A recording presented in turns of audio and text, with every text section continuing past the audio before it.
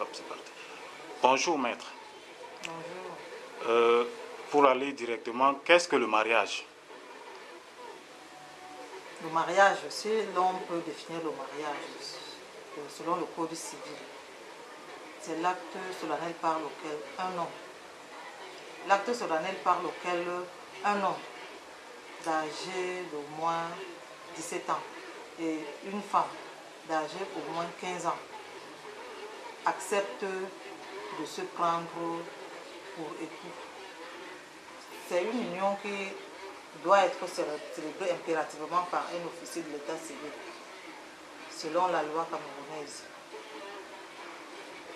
Un officier d'état civil qui le célèbre donc, c'est un lien qui crée des devoirs et des droits pour ceux qui acceptent de se mettre ensemble. Alors, qui peut se marier? Qui peut se marier?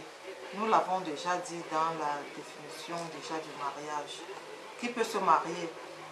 Un homme et une femme, tout naturellement. Dans notre contexte, on n'accepte pas encore des mariages entre homosexuels. Donc, et on dit que l'homme doit être âgé de 17 ans au moins.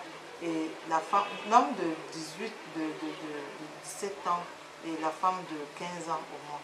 De toute façon, là, c'est le mariage entre mineurs qui demande le consentement des parents. Sinon, l'âge requis pour ce mariage, c'est l'âge de la maturité. Et en droit camerounais, la maturité en matière civile est de 21 ans. Dans ce cas, quelles sont les formes du mariage?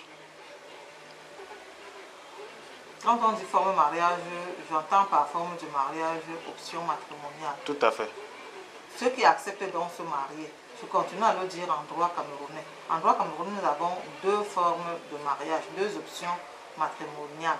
Il y a la monogamie et la polygamie. La monogamie, c'est lorsque l'homme accepte de ne prendre durant toute sa vie de mariage qu'une seule épouse. Et la polygamie, tout naturellement, c'est l'option qui permet à l'homme d'avoir plusieurs épouses. Et qu'est-ce que le régime matrimonial?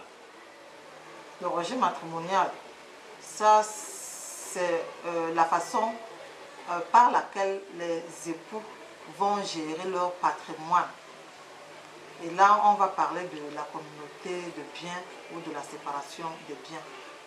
Et parlant de la séparation ou la communauté de biens, quelle est la différence entre les deux?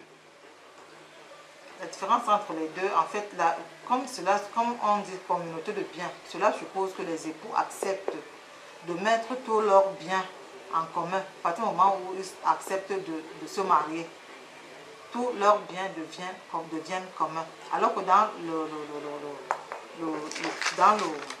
le régime de la séparation, chacun en fait gère ses biens comme il entend. C'est vrai que là-dedans, il faut déjà choisir le régime avant le mariage, c'est-à-dire avant la signature de l'acte de mariage devant l'état civil.